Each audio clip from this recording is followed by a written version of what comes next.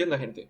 En este video vamos a aprender lo que es recursión o recursividad por medio de ejemplos. No me voy a enfocar mucho en la teoría, sino más bien a la práctica. Considero que los ejemplos de recursión o recursividad no son muy buenos en línea. El primer ejemplo o el clásico ejemplo viene siendo Fibonacci, pero no sé, lo veis y como que no es muy entendible qué es lo que está sucediendo ahí. Entonces, vamos a definir lo que es las características de un algoritmo o una función recursiva. Y todo esto lo vamos a ver con ejemplos. Entonces, no se apuren, cada detalle va a ser explicado muy a fondo. Entonces, las características de una función recursiva es, número uno, tiene que tener un caso base. Y esto quiere decir cuándo detener la llamada recursiva. Número dos, el trabajo que hay que hacer para llegar a ese caso base.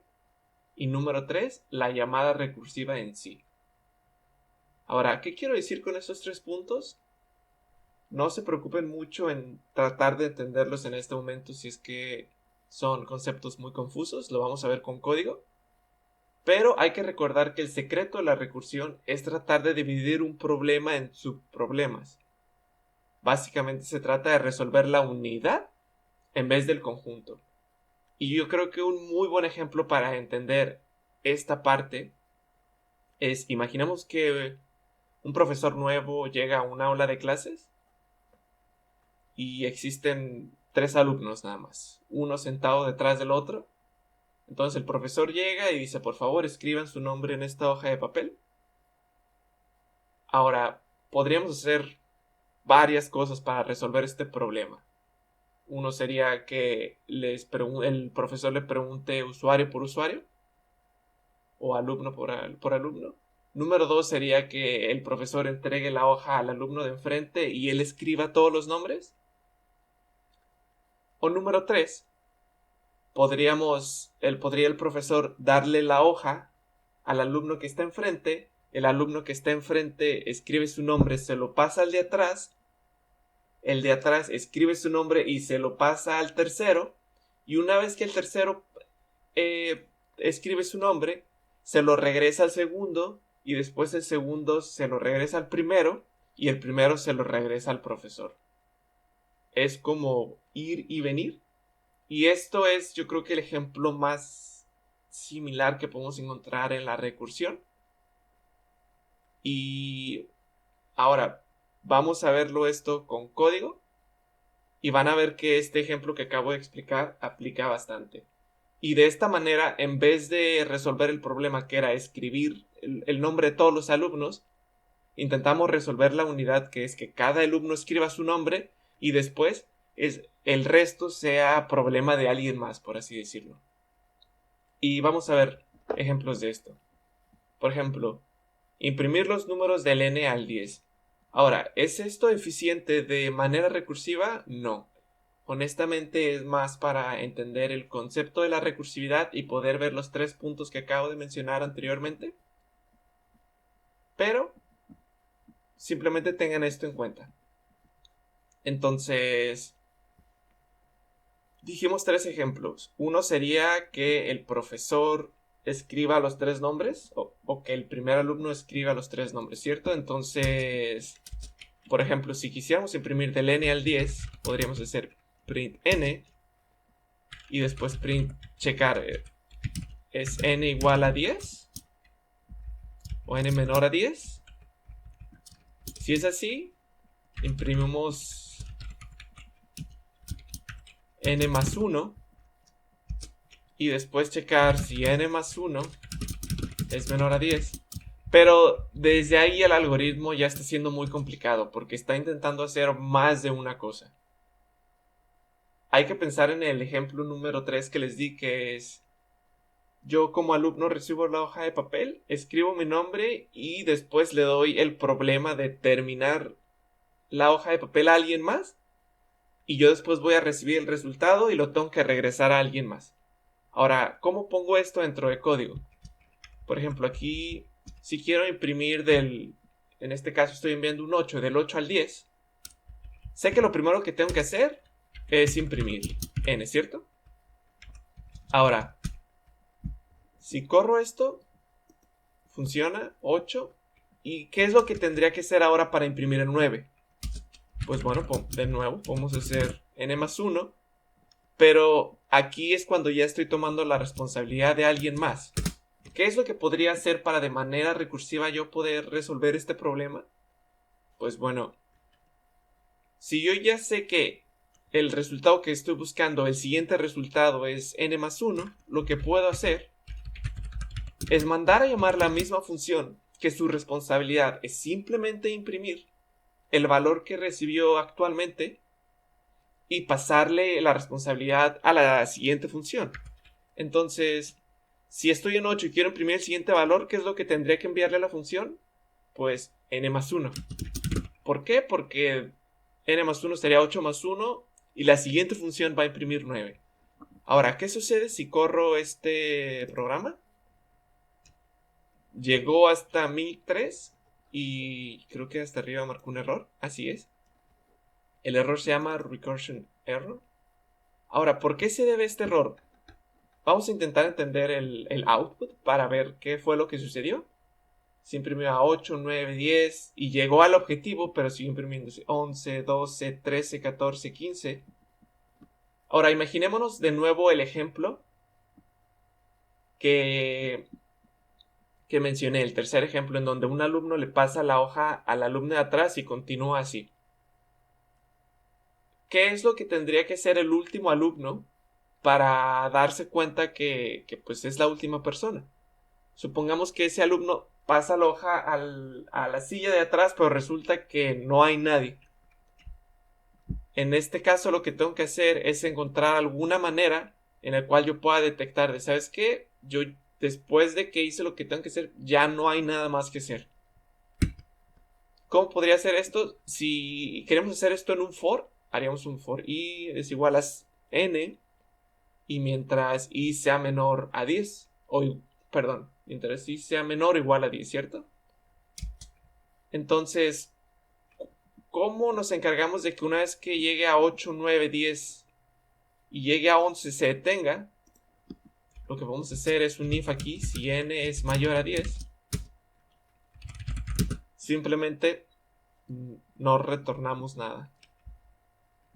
¿Qué va a suceder ahora? Se ejecuta la función 8, 9, 10, que es exactamente lo que esperábamos, ¿cierto? Imprimir los números del n al 10. Ahora, ¿por qué sucedió esto?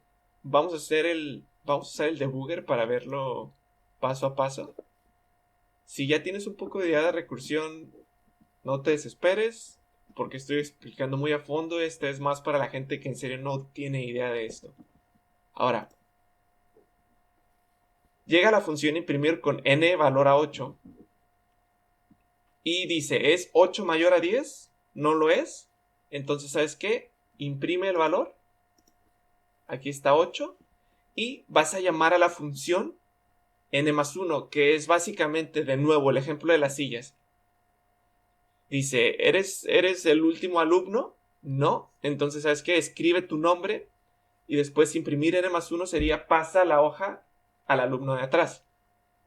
Entonces, de esta manera, quiero enseñarles aquí que imprimir n igual a 8 está esperando, aquí en este caso, a que imprimir n más 1, que es imprimir 9, termine de hacer lo que tenga que hacer para después obtener un resultado. Ahora, si te fijas, la función se sigue ejecutando, n vale 9, imprime lo que tiene que imprimir y después n, que ahora vale 9, va a mandar a llamar a n más 1, que es 10. Y si te fijas, las tres funciones ahora se están ejecutando. Simplemente n que vale 8 y n que vale 9 están esperando a que n que vale 10 termina lo que tenga que hacer. Que es en el ejemplo que mencioné de las sillas, el alumno número 1 está esperando a que el alumno número 2 termine lo que tenga que hacer y haya pasado la lista para después le regrese la lista al alumno número 1, ¿cierto? Entonces, ¿es 10 mayor a 10? No. Lo que vamos a hacer en este momento es imprimir y ahora va a llamar n igual a 11. Si te fijas, N8, N9, N10 se siguen llamando y simplemente están esperando. Ahora, N igual a 11. ¿Es 11 mayor a 10? Sí, sí lo es. Entonces, tú no tienes que hacer absolutamente nada en este caso. Lo que tú vas a hacer es decir, ¿sabes qué? Me retiro, por así decirlo. Y N que es igual a 10, que es, por ejemplo, el último alumno terminó lo que tenía que hacer. Y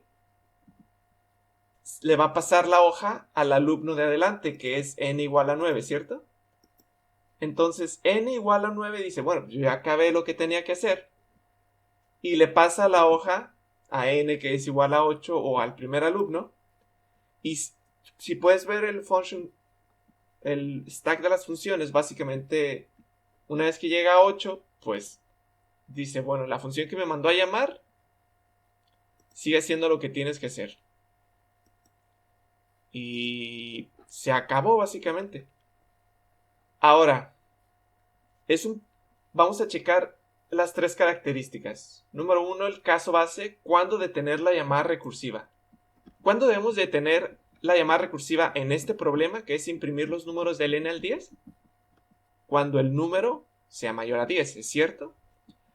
Entonces, si el número es mayor a 10, ya no tienes que hacer nada más. Ahora, número 2, el trabajo que hay que hacer para llegar a ese caso base. En este caso, yo lo que tengo que hacer es imprimir. Y número 3, la llamada recursiva. Imprimir, que es la misma función, pero pues con un valor alterado, que básicamente número 2 y número 3 es una combinación ahí. Porque la llamada recursiva con la combinación de lo que hay que hacer para llegar al caso base. ¿Qué sucedería si yo le mando un 100, por ejemplo? ¿Va a imprimir algo? No va a imprimir nada, porque llega es 100 mayor a 10. Si lo es, entonces simplemente no hagas nada. Ahora, al contrario, ¿qué pasa si yo envío menos 10? Me va a imprimir menos 10, menos 9, menos 8, menos 7, así, hasta que llegue al número que tenga que ser.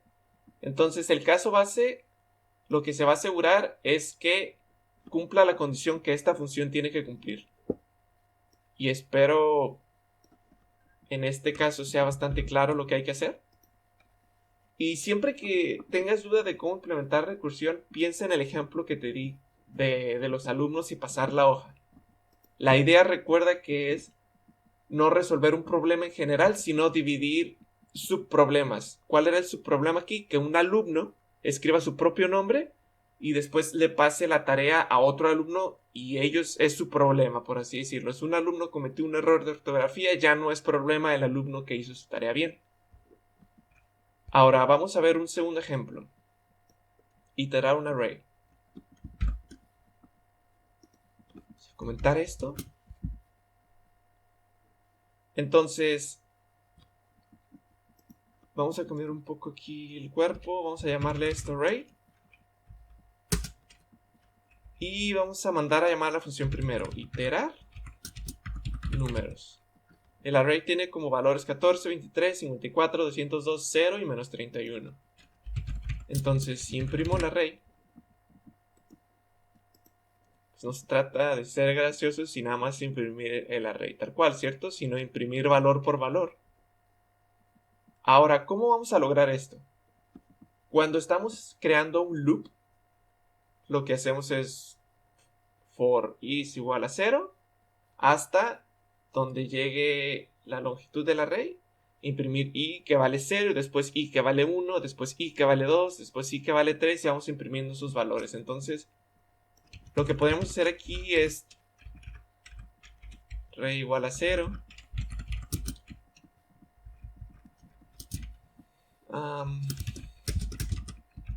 1, 2.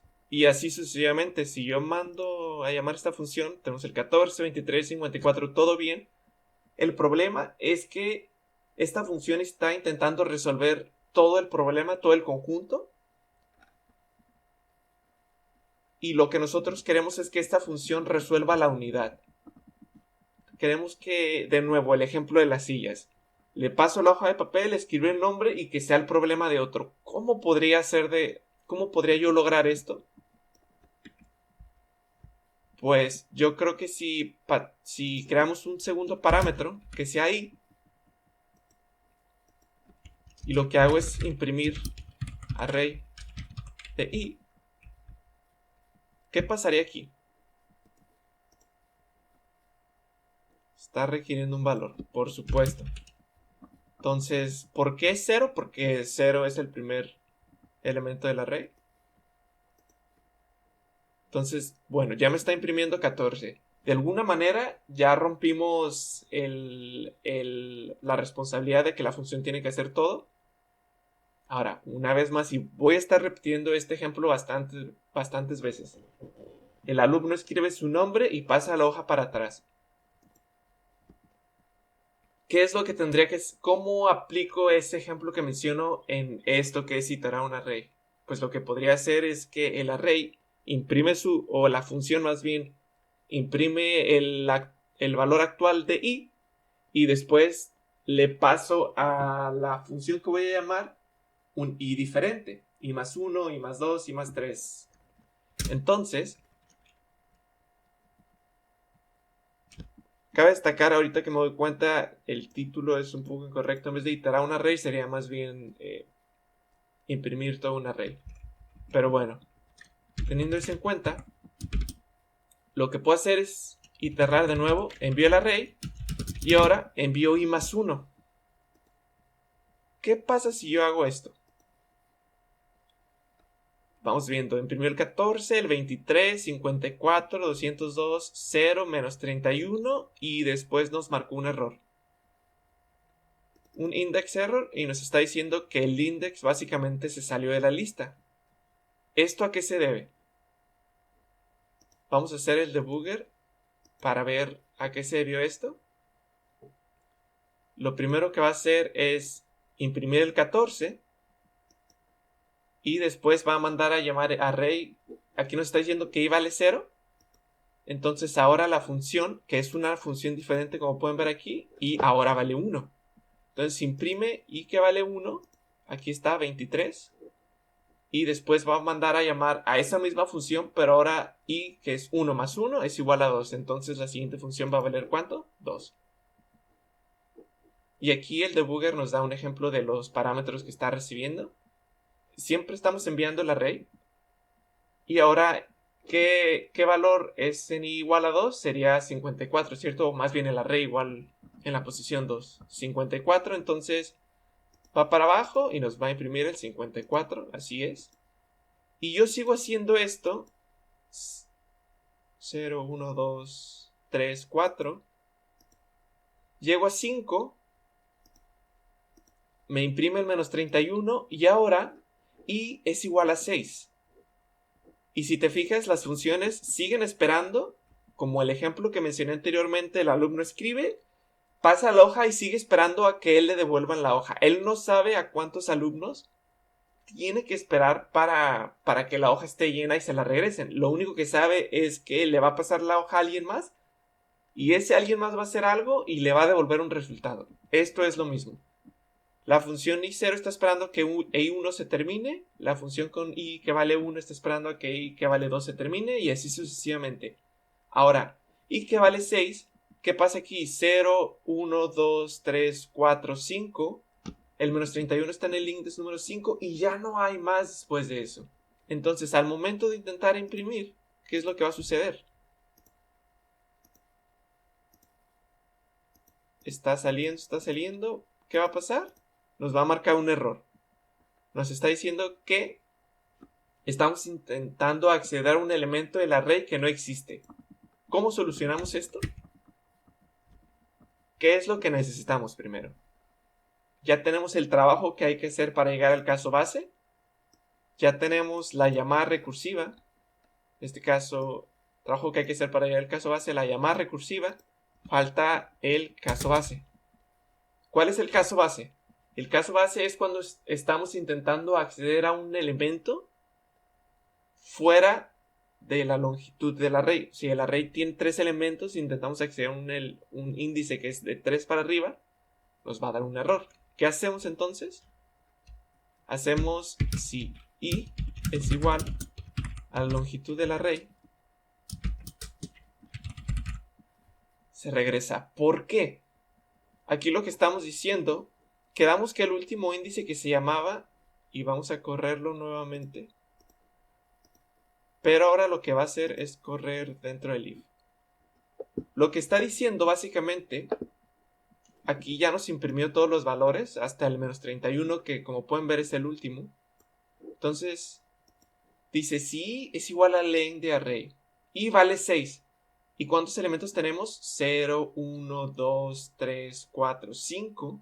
Entonces, al momento que sea mayor a 5, en este caso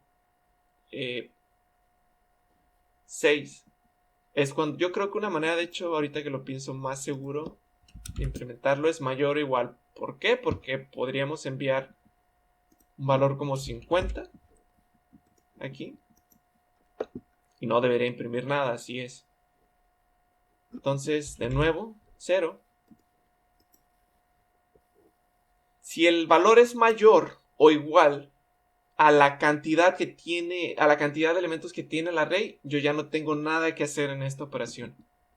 Entonces recuerden que 0 está esperando que 1 se termine de ejecutar, 1 está esperando que 2 se termine de ejecutar, 2 está esperando a que 3 termine de ejecutar y así sucesivamente. El último elemento está esperando va y él no sabe que es el último elemento, entonces va y dice, bueno, intenta el siguiente elemento, pero este if está cachando ese error, precisamente está diciendo, ¿sabes qué? Tú eres mayor a la cantidad de elementos que tengo, tú ya no tienes nada más que hacer aquí. Entonces, acabo de destacar este pass, está aquí de sobra, ahorita lo quito, no afecta absolutamente nada a la ejecución. Entonces, una vez que i es mayor o igual al número de elementos del array, ¿qué es lo que sucede? Se termina de ejecutar y pasa al siguiente valor. Ahora, y cuando vale 5, que en este caso cuando le devuelven la hoja, pues si tiene algo más que hacer, lo hace. Cabe destacar que no necesariamente una función recursiva termina cuando se vuelve a llamar la misma función. Dándoles un ejemplo, podría imprimir aquí i. ¿Y por qué está haciendo esto? Vamos viéndolo otra vez. I es mayor o igual a 6, entonces sale, y cuando i vale igual a 5, que es menos 31, pues puede seguir haciendo cosas, ¿sí me entiendes? En este caso, lo que yo le estoy diciendo después de que me imprimió todos los valores es imprímeme el índice. Supongamos que en el ejemplo de las IAs que mencioné, de regreso todo mundo escribe su fecha de nacimiento. Entonces, le devuelven la hoja, escribe su fecha de nacimiento y después le devuelve la hoja al de enfrente, escribe su fecha de nacimiento a esa persona, le da la hoja al de enfrente y esa persona escribe su fecha de nacimiento y así. Yo creo que este ejemplo de las IES aplica a bastantes ejemplos.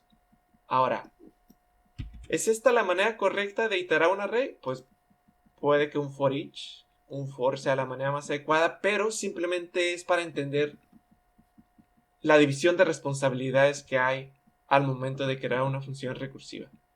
¿Qué pasa si yo empiezo con el índice igual a 2? Pues bueno, en este caso imprime desde 54 en adelante. Así es, 54, 112, 0 y 31. Espero que hasta el momento estos ejemplos sean bastante claros. Ahora vamos a ver un ejemplo que es iterar una lista ligada. Vamos viendo. Ahorita van a ver a qué me refiero. Estoy comentando un par de cosillas. No me voy a dedicar aquí a explicar qué es una lista ligada, pero les voy a dar un ejemplo de qué es lo que estoy tratando de hacer aquí. Yo tengo una lista o una clase llamada nodo. Ok.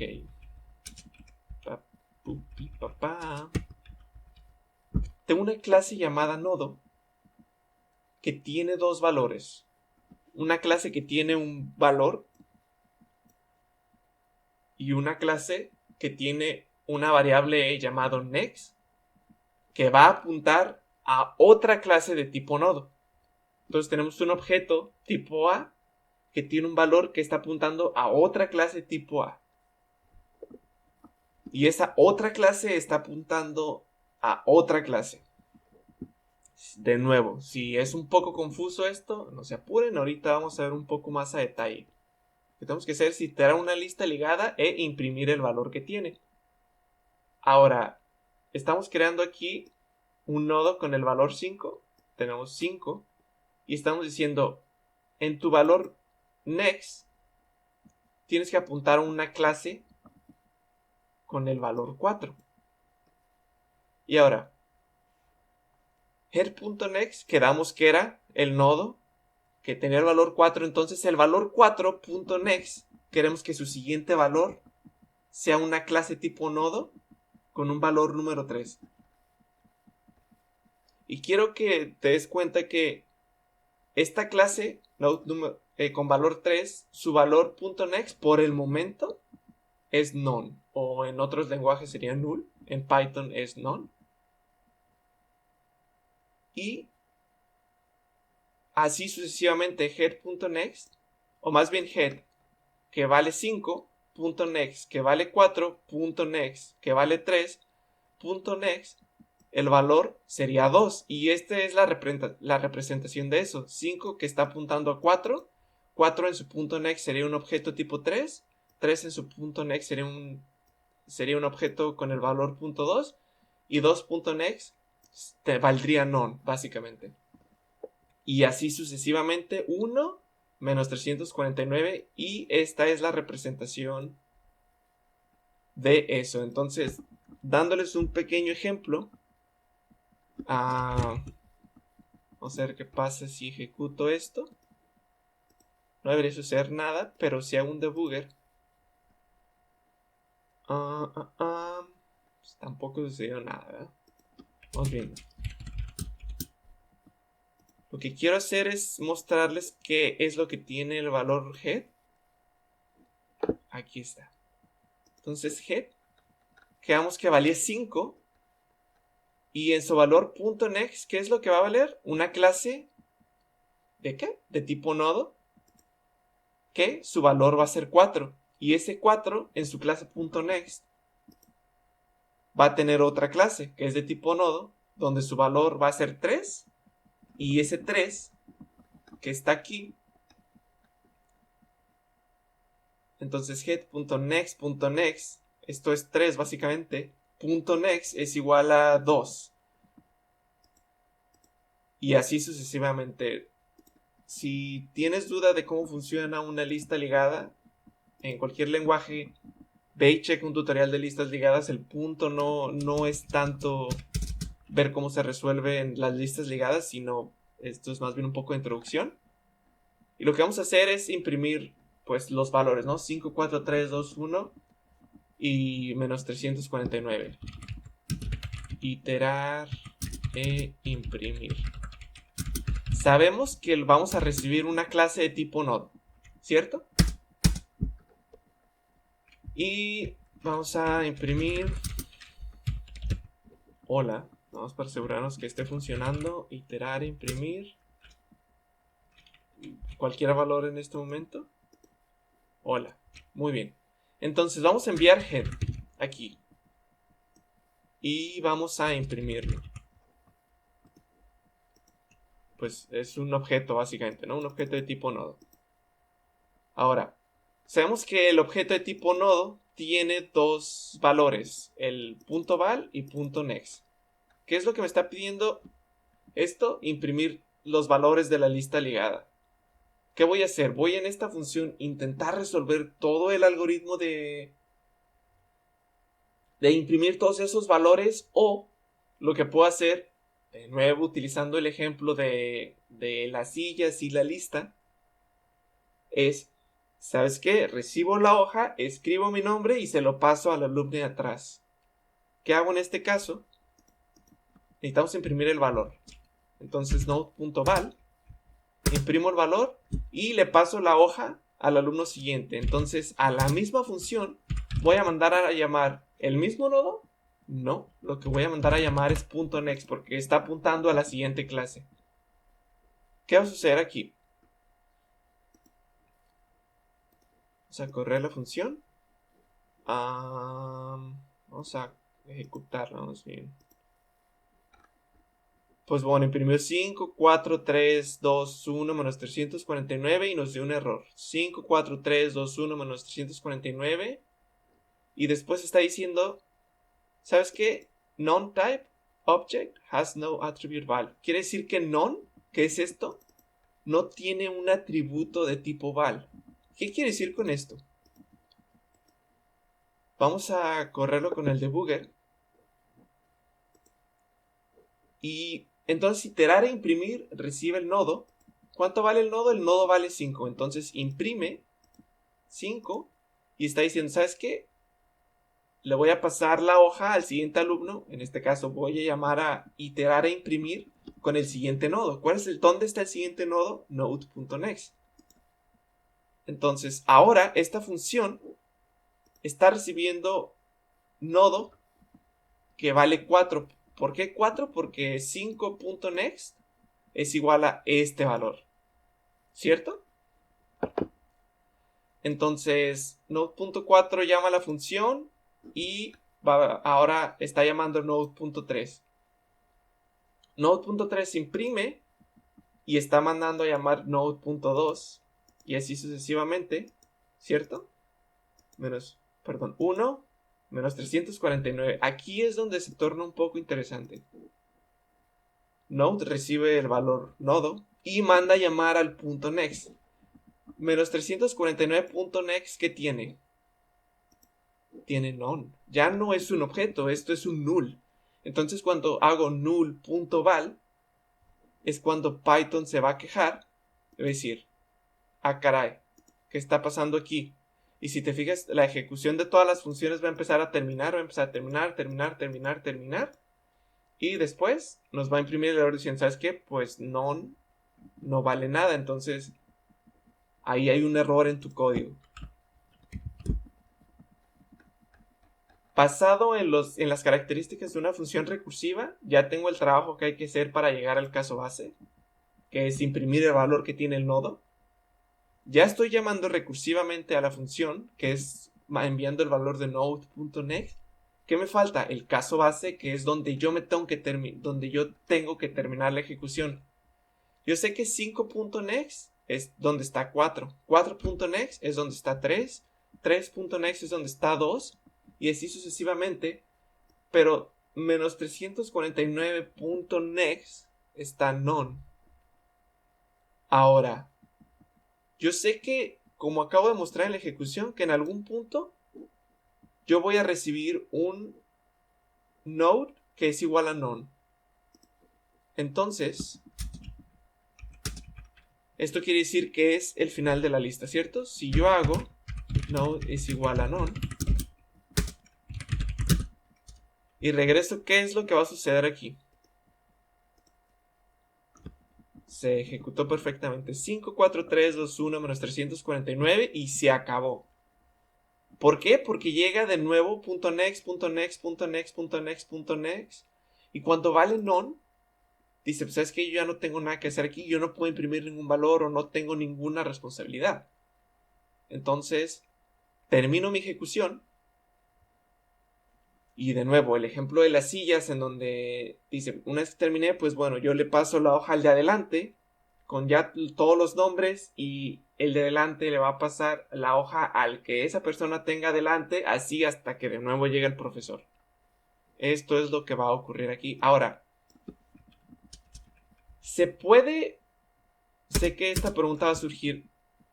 ¿Podría ser esto?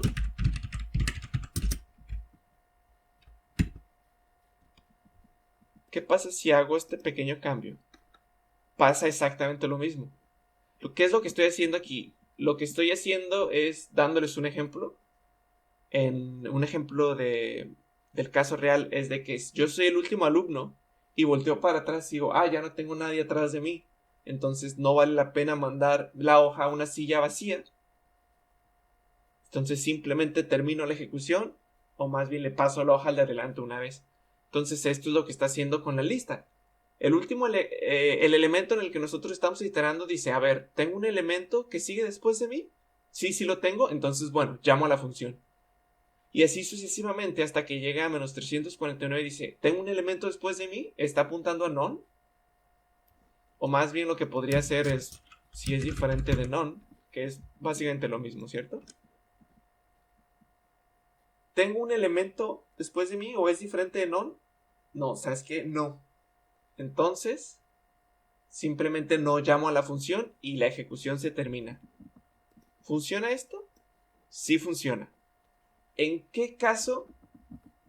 Porque yo siempre doy el caso base hasta arriba en vez de checar el siguiente elemento. Bueno, porque yo en este caso, cuando estamos haciendo la función y la recursión, cuando estamos checando un valor que se va después de nosotros o antes de nosotros, la función ya no está funcionando como una unidad, ya está intentando abarcar otras responsabilidades que puede que no le correspondan. Ahora, ¿es esto una regla de oro en la recursión? ¿Siempre tiene que ver por el valor que está trabajando y ya? No. Existen casos en donde sí tienes que checar, ¿sabes qué? El valor de enfrente o el valor de atrás, cosas por el estilo. Pero digamos que la recomendación es que hasta que no tengas que hacerlo, tú manténlo de esta manera. Manténlo tu caso base arriba. ¿Por qué? ¿En qué caso podría fallar? ¿Qué pasa si yo en vez de enviar una lista, envío un none? Nos marca un error, porque lo primero que está haciendo aquí es intentar imprimir el valor del nodo, ¿cierto? Pero el nodo no vale nada, vale none. Entonces none.val no vale nada. La ventaja de tener el caso base hasta arriba es que te estás asegurando que el valor que estás checando actualmente sea correcto. Entonces, por ejemplo, si yo regreso el caso base arriba y yo imprimo un none aquí y mando un none más bien, no sucedió nada, simplemente llegó a none y checa si none es igual a none, no hagas nada, regresa. Y yo creo esa es una de las ventajas por la cual hay que tener el caso base hasta arriba. Y sí podría funcionar intentando hacer el if abajo en la función, pero digamos que es más código y no vale la pena meterse en tanto problema. Siempre hay que intentar tener el caso base arriba por cualquier cosa.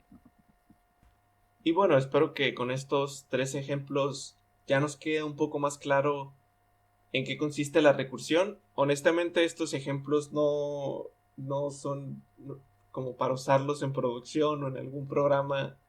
Lo más intuitivo sería usar un for, pero lo que quería explicar es la idea de dividir un gran problema en problemas más pequeños, y hay que recordar que recursión es un tema base para cuestiones como backtracking, DFS, programación dinámica, merge sort, quicksort, varios temas. Entonces, una vez que entendamos el concepto de dividir y conquistar o divide and conquer, es donde vamos a poder resolver todo este conjunto de temas. Y si tú participas en concursos de programación o ese tipo de cosas, pues va a ser bastante útil. Y bueno, hay cualquier duda me la dejas en los comentarios y nos vemos en la próxima.